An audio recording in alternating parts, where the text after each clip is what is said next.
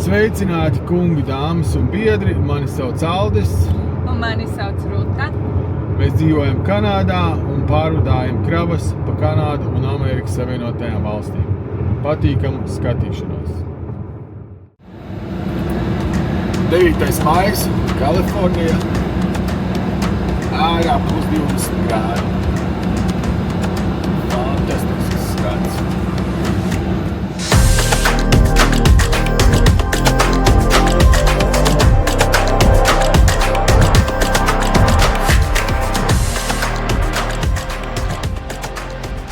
Projām 9. maijs. Kalifornija, pilsētas nosaukums vai vietas nosaukums Anderson. Es domāju, ka vajadzētu pāriest pusdienas, aiziet kaut ko nopirkt. Atrados veikalā pie veikala Walmarts. Vietu te gan nav paredzēta smagajām mašīnām, ja, kā var redzēt, viss ir ļoti šaurs, piebāsts. Tādi asi līkumi, kas jāaizņem. Ja neviens nebrauc pretīm, viss kārtībā. Galvenais, lai saprotos cilvēki, ka vajag samainīties. Tajā galā tur parasti problēmas. Par laimi teikt, tur neviens nestāv vai var apgriezties, vai tad tur ir problēmas. Ar apgriešanos, lai tiktu ārā. Iekšā vienmēr var iebraukt, bet ārā tad var būt problēmas. Tā, kas man te šņāc? Nekas man nešņāc, tas ir vējš. Ne, cilvēka mašīna tur rūc. Viņam reklogā ir atstarojošie elementi. Nereku tālumā kalni ir. Jā, tā, kad es biju augšā kalnos, es nezinu, cik tur 1000, cik tur metri virs jūras līmeņa, tur bija 20 grādi. Tagad esmu kaut kāds 50 metri virs jūras līmeņa, tie ir 33 grādi plusā. Šodien izdomāju uztaisīt to video, ko es esmu solījis, ko man palūdz uztaisīt, kāpēc Kanāda. Beidzot esmu saņēmies, es vienmēr vārdu turu un mēģinu izpildīt savu solījumu. Un to apvienošu kopā ar pusdienu taisīšanu ārā uz piekabas, uzcepšu kaut ko, pastīšu, uz ko veiklā var nopirkt, uzcept. Man laika daudz. Jā. Vienīgais karsti ir. Jā, un tad arī pastāstīšu, kas un kā, un kāpēc Kanāda. Tā, viss, kājiet iepirkties, redzēs, ko es tur dabūšu. Tātad, ko es vērtīgi nopirku? Nezinu, kā šitos sauc, zivju kaut kādi aļaskas, kaut kāds pļocka un kartupelīšus sagrieztus jau, ja. Tos mēs cepsim tūlītās, es cepšu. Un tad nopirku vēl 6 pakas ar garnelēm, kas būs garajām brīvdienām, par cik es braukšu ļoti lēni, daudz brīvu laiku, vakaros nebūs ko darīt. Būs man ko cept un rīt. Ok, aiziet stāsts par Kanādu. Pirms es sāku stāstīt par Kanādu, kāpēc Kanāda. Tātad es cepu uz panas, elektriskās panas, 110 volti, iesprausts pagarinātājs, nāk no kabīnes. Tas man atgādina mūsu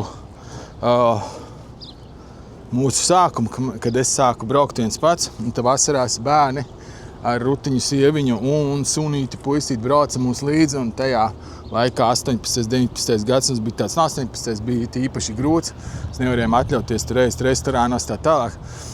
Šis bija, kā mēs vasarā darījām. Uz piekabas cepām, taisījām ēst, nopirka pusgatavus pusfabrikātus vai vienkārši jālu vistu. Un šeit apmēram šajā vietā nolikām. Vienkārši šeit būtu, man tā liekas, pat tālu no kameras. Un te mēs arī cepam. Kaut gan es varētu arī likt šeit, te tā būtu labāk, ne? Un vieglāk būtu tik klāt, jo savādāk man ir baigi grūti, tas ir par augstu. Ok, šitā te, lūk. Man te kamera vienkārši nav kur nolikt tuvāk no tāda augstāka skatu punktu. Jā, tad mēs tā arī dzīvojām pa vasarām, bērni un sieviņi brauc līdzi, visu kaut kur. Bērni ir izceļojuši visu Kanādu, visu Ameriku. Bijuši, mēs visi esam peldējušies visos okeānos, visos krastos, gan Amerikā, gan Kanādā. Un jā, tie bija jautri laiki. Bet tagad es to senāsi darīšu, domāju, baigi forši, nav nekur, kur skriet, īsās dienas, devai atcerēšos senos labos laikus. Tātad, cik izmaksā pusdienas šādā veidā, kartupelīši bija 2,70, ja nemaldos, un tā zivs, pļocka, vai kā viņi tur sauc, bija 5 kapeikām.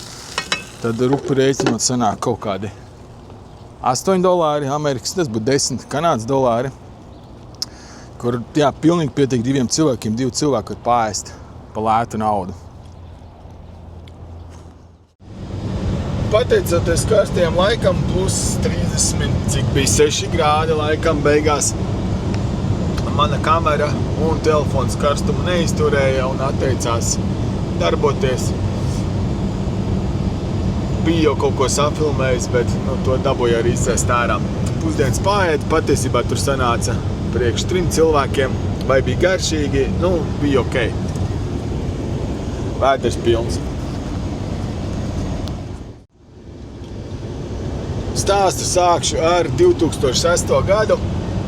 Strādāju autoservisā par autoelektriķi, likām signalizācijas, mūzikas, bija arī tonēšanas darbi, kuros es nepiedalījos. Tad es strādāju vēl blakus servisā, piestrādāju, arī piešpaktelēju mašīnas, piekrāsoju. Bija vēl viens servis blakus, kas nodarbojas ar smagajām mašīnām, tur es pāris vadiņus savilku, pāris piekapes nokrāsoju. Tad plus vēl arī paņēmu pats kādas mašīnas pakrāsot, detaļas pakrāsot. Un tad mums piedāvāja braukt uz Norvēģiju, uz siltumnīcām. Tas bija ļoti izplatīts tajā laikā, nezinu, vai tagad tas ir izplatīts. Es pēc dabas patriots teicu nē, jo es kādreiz nevarēju iedomāties, ka es varētu strādāt kaut kur citur. Vienīgais, kurš sev redzēja, tas bija Latvijā. Un par cik tur nauda bija ļoti laba, tika piedāvāta sieviņa, teica, ka viņa brauks. Labi, brauc. Aizbrauc tām siltumnīcām, pēc 2 nedēļām es domāju, labi, es arī braukšu. Bet, es nestrādāju siltumnīcās, bet es strādāju sporta centros. Tur bija 2 sporta centri tam pašam īpašniekam, kam bija siltumnīcas, un to es tur piestrādāju pa sienu špaktelētāji, krāsotāji, trenažieru labotāji. Darbs bija interesants, bija darba mašīna, ceļi bija apmaksāti, degviela bija apmaksāta, tā kā es varēju arī brīvajā laikā visu kaut kur braukt un ceļot pa Norvēģiju. Nekur tāls neaizbrauc, bet tāpat tur pabraukāju, paskatījos, kā tur ir. Man patiesībā Norvēģija ļoti patika, un tajā laikā es domāju, ja kādreiz man būtu jāpārvācās kaut kur citur dzīvot, tad Norvēģija būtu pirmā vieta, uz kurieni es gribētu pārcelties. Lūk, atbraucām atpakaļ no Norvēģijas, tad nostrādājām tur 2,5–3 mēnešus, visi uzreiz bagāti, kā jau tajā laikā. Un tajā laikā bija arī ļoti izplatīti braukt uz vietu mašīnas pirkt un vest uz Latviju tirgot. Tā kā mums jau mašīna bija, domāju, labi, aizšausim. Nopirksim. Aizbraucām, nopirkām vienu mašīnu, atvedām, pārdevām nākošo, tāpatās nākošo.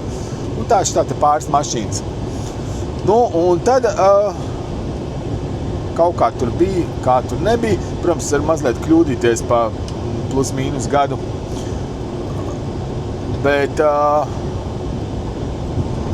atgriezās mans bijušais skolas biedrs, ar ko es skolā mācījos tehnikumā vārdā Ansis. Un viņš arī bija tikko atbraucis ārzemēm atpakaļ, un mēs abi divi tādi, man liekas, citādāk domājuši, savādāk domājuši, kas nekad nav gribējuši strādāt no 8 līdz 5, kas ir gribējuši tā kā vairāk būt neatkarīgi paši par sevi.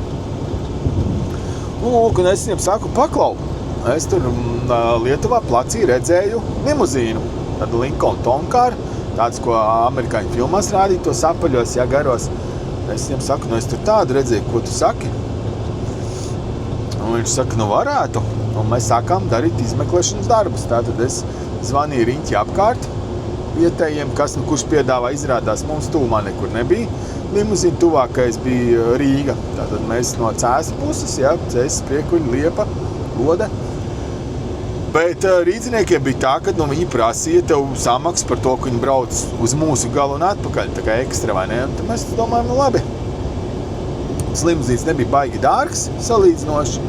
Nopirkām limuzīnu, protams, nauda bija jāizņemās tāpatās. Un visur sākām šancēt. Un tad arī kaut kad tajā pašā momentā stārķis mums ar rutiņu atnesa Lauriņu, meitiņu Lauriņu, bet nekāda beigās spriedze nebija. visi uzņēmumi, visi tur darbojās, limuzīnas darbojās un nauda nāca. Un tajā laikā mēs dzīvojam pie vecākiem, maniem vecākiem, un doma bija tāda, ka ieguldīs to naudu, kas tagad, ko mēs liekam biznesā, ka viņi jau nāks atpakaļ ar laiku. Tagad jāpaciešās, jāiegulda, un tad jau būs vēlāk, ar laiku. Gāja tik labi, kad limuzīna ņēma uz visādiem pasākumiem, ne tikai kāzām, ne tikai vecmeitu balītēm, ne tikai vecpušu balītēm, vienkārši citreiz brīvdienām paņēma limuzīnu, ja? Uz 18 gadu jubilejām paņēma. Ja kāds prasa par vecmeitu, vecpušu balītēm, jo es arī ļoti bieži braucu kā šofers, mēs uz maiņām braucām. Tad Ancis brauc, es braucu, tad Ancis brālis brauc. Un ja man prasītu kāda ir atšķirības ar vecmeitu balītēm un vecpušu balītēm, nekā pikanti, es nevaru pateikt, bet tas, kad attieksme pret otra cilvēka īpašumu atšķirās ļoti. It sevišķi pēc atspirdzinošo dzērienu lietošanas, protams, jūs visi droši vien domājat, droši vien vīrieši tad piedzerās piebēmi un ko tur kas tur. Nē. Pilnīgi pretēji. Jūs neticēsiet, bet sievietes ir tās, kuras pēc atspirdzinošiem dzērieniem, kurām, es varētu teikt, nav sirdsapziņas vai kā. Piemēram, vīriešiem tur vecpušu ballītē nokrīt kaut kas zemē, ja? Kūka nokrīt, pieņemsim, ja? Viņi tur ar salvetēm un mitriem salvetēm, vienalga, kas viņiem būs, viņi mēģinās savākt pēc iespējas vairāk, tā, lai pēc iespējas tīrāks būtu, ja? Vai kaut ko izlej, ja?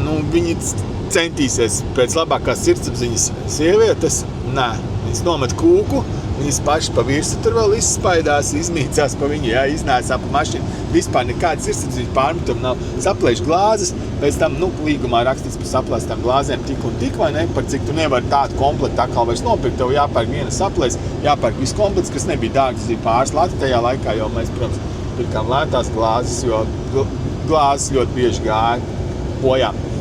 Un pat par to viņas neatcerējās, ka tāda lieta notiek, vai ne, tad man pierādījumi Jānis, kad rekur tās glāzes, ko jūs saplēsāt, vai ne. Bet, tas tā. Viss gāja baigi labi. Un, es domāju, vajag vēl vienu limuzīnu. Sacīts darīts. Es neatceros, tas bija 7. gadā vai laikam 7. gadā. Jā. Aizbraucam uz Lietuvu un nopirkam vienu paudzi vecāku, tādu pašu Lincoln Town Car, bet kaut kāds, ja pirmais bija 99. gada laikam, tad tas bija kaut kāds 89. vai 91. gada, neatceros, bet kā antēnēs Lincoln Town Cars, problēma bija tāda, motora problēma bija un virsbūs problēma, tātad viena liela problēma. Mašīna gāja tikai uz 4 no 8 cilindriem, mēs viņu ar braukšanu veidām mājās, viens brauca vieglo pa priekšu kāniņu, skrēja pa benzīntankiem, jo pateicoties tam, ka tikai pusmotors darbojās, viņam ar to bāku, kas viņam ir, nesenāca brīžam no viena tanka līdz otram, tā kā pa brīžam vajadzēja pievest klāt degvielu. Ko to mašīnu atradām mājās, caur paziņām atradām meistaru, kas varēja sataisīt motoru, viņš motoru ļoti labi sataisīja. Mēs ar Anci kā jau iepriekš bijām strādājuši špaktelēšanas, krāsošanas tādas darbus, visu tur sataisījām, nokrāsījām, ļoti smuka mašīna bija, viss no ārpus, viss bija pārkrāsot, viss perfekti balts iekšpus, ko vien varēja to sataisījām, tā tiešām bija ļoti smuka mašīna. Mums bija uzreiz 2, ko piedāvāt, tāda jaunam bija 1 cena pa stundu, un veciem bija 5 vai 10 lati lētāk pa stundu, neatceros. Bet, bija tāda, cilvēkam bija iespēja izvēlēties, ja varbūt tev nav tik daudz naudīs, bet tu gribi to limuzīnu, tu varēji paņemt vecāku modelīti, ja, un ietaupīt, dienas, ja tu paņem uz veselu dienu, tu jau tur varēji, man liekas, uz to vien jau ietaupīt, tur kaut kāds 100 latus vai. Un viss baigi labi gāja, strādājām, braucām, viss bija super. Jā, tur Reinīti atnesa stārdes arī 7. gadā. Un dzīvojām pie vecākiem. Un tā doma, ieguldīs, pēc tam jau izņems ārā laiku. Tas jau gan jau, ka viss nāks atpakaļ. Bet, diemžēl tā nebija. 8. gada otrā pusē, laikam, vai 9. gada sākumā, neatceros kad, bet viss sāka iet uz leju, tā kā pa slitkalniņu. Vienā darba vietā pazaudēja darbu, otrā darba vietā pazaudēja darbu, limuzīnas pilnīgi, var teikt, neviens vairs neņēma. kāds par retai reizē, bet nebija tāds sestdienas pasākumi, ja tāpat viena vai vārdas dienas vai dzimšanas dienas, tāda vairs nebija. Manā darbā, kur es strādāju par elektriķi, tur arī praktiski vairs nevienam signalizācijas nevajadzēja, mūzika vispār nevienam nevajadzēja, ko? 2 bērni, ģimene, kaut kā jānodrošina, protams, kad bez darba nevar palikt, tad man Katrī piedāvāja darbu 35 lati mēnesī. Tas bija izsmieklis, jo man, lai uz turieni tiktu, man vajadzēja pusi no tās naudas vismaz iztērēt benzīnā mēnešu laikā, jo tas nebija turpat tās blakus mājām. Tad mēs sākām meklēt darbu ārzemēs. Protams, pirmais, kas bija Norvēģija. Norvēģija, braucam uz Norvēģiju, bet Norvēģijā mūs neviens negaida. Tur arī nevienam mēs neesam vajadzīgi. Nākošais, Īrija, Anglija, kas tur vēl? Nevajag mūs. Ko darīt? Jādzīvo ir kaut kā. Protams, vienu limuzīnu uzreiz mēs pārdevām. Mēs pārdevām par to, cik bija palicis bankas maksājums. Cilvēks vienkārši paņēma bankas maksājumu un visu, un atdevām viņam mašīnu. Otrs mums palika vēl ar maksājumiem. Un tad kaut kā, es neatceros tieši kādā secībā tas ir, bet sieviņa Rutiņa atrada to variantu par Kanādu. Un izrādās, Kanādā viņai bija paziņas no skolas laikiem, kas mums tā kā palīdzēja apgaismot par to visu. Tā bija tāda Kanādas jauniešu apmaiņas programma tajā laikā. Man liekas, tagad viņi arī vēl ir, bet viņi, man liekas, savādāk darbojās nekā toreiz. Tajā laikā bija tā, no 18, ja nemaldos, līdz 38 gadu vecumam tu varēji pieteikties uz šo programmu, kas deva viena gada atvērt to darba vīzu Kanādā. Un toreiz bija tā, kurš pirmais naktis, pirmais maļ, tad programma atverās, tu jau esi iepriekšējā vakarā, jau tur apmēram guli teltī pie durvīm pie vēstniecības. Tā tas bija, un ja tu biji pirmajā dienā, tu garantēts, ka tu tiksi, ja tev veselības pārbaudēs viss bija kārtībā. Mums viss bija kārtībā, mēs ar sieviņu izgājām bērniem, es neatceros, vai bērniem bija jāiet, mums bija jāiet. Tas pārbaudas, mēs visi izgājām, viss bija forši. Brauksim uz Kanādu. Tas process apmēram aizņēma pusgada. Nopirkām, tad, protams, mums bija jāņemās nauda un tā, jo mēs bijām nabagi tajā laikā. Un aizņēmām mums naudu, nopirkām biļetes, viss tur tā, arī tā, lai ir ar ko iesākt dzīvi, vai ne? Un tas bija 2 vai 3 nedēļas pirms izlidošanas, jau viss apmēram jau koferi sakrāmēt, viss jau tādā ceļa jūtīs, vai ne? Un šeit tev man uzsprāga galva. Ne gluži fiziski uzsprāga, bet, iekšā uzsprāga asinsvadi, asins izplūdums galvā. Dakteri mēģināja tā kā caur artēriju vai kā, tad viņi ievada iekšā kaut kādus instrumentus, pie kājā iedur un tad caur muguru kaut kā tā tur līdz galvai un tad no iekšpuses tādā veidā salāpīt tos saplēstos asinsvadus, kas viņiem neizdevās. Un tad viņi dabūja griezt man galvu vaļā. Zāģēt puši galvas kausu, lai tiktu klātai vietai.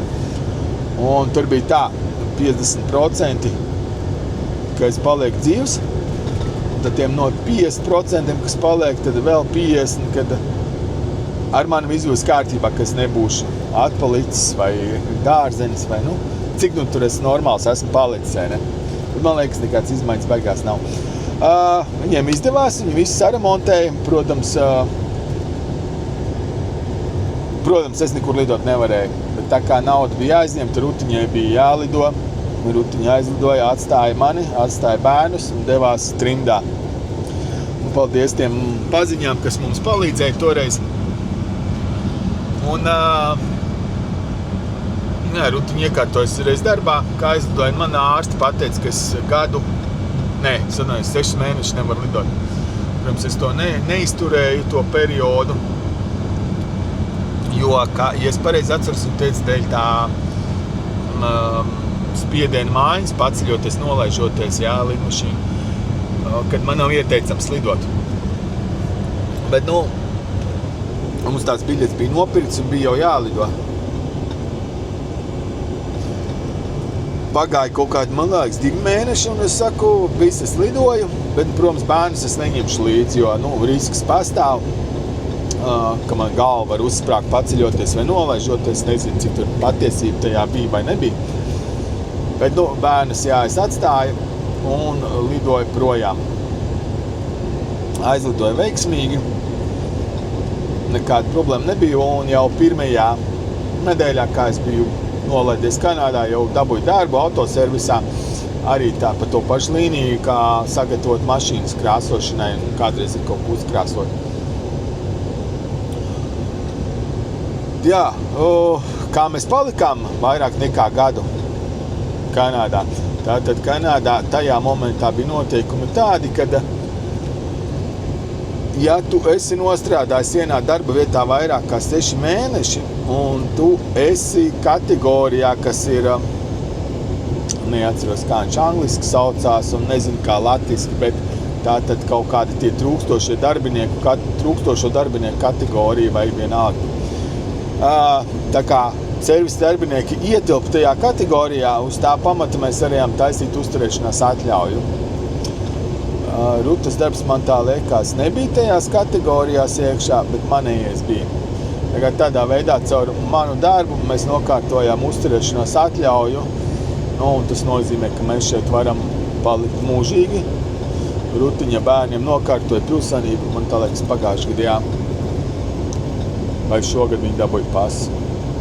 Vienalga, tagad viņi ir pilsoņi, es neesmu pilsonis, esmu slims, lai kaut kāds eksāmenis kārtot, jo Kanādā sasniedzot 55 gadu vecumu, ja tu esi nodzīvojis vismaz 10 gadus Kanādā, tev pilsonība piešķir tāpat.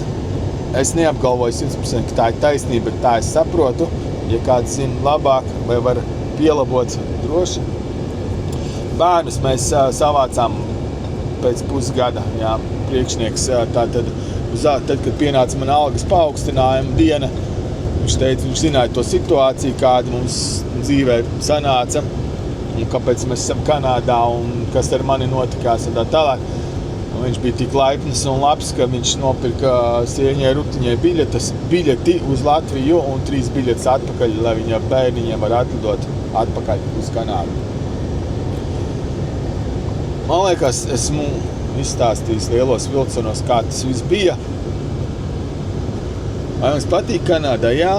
Vai mēs atgriezīsimies Latvijā? To neviens nezina. Jo es biju domājis, varbūt uz vecumdienām varētu atgriezties, bet arī tagad bērni ir izauguši.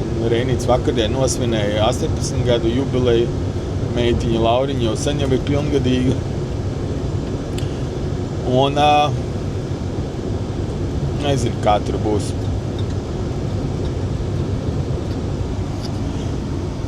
Ko lai saku? Paldies par skatīšanos.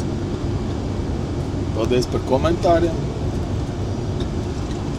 Līdz nākamajai reizei.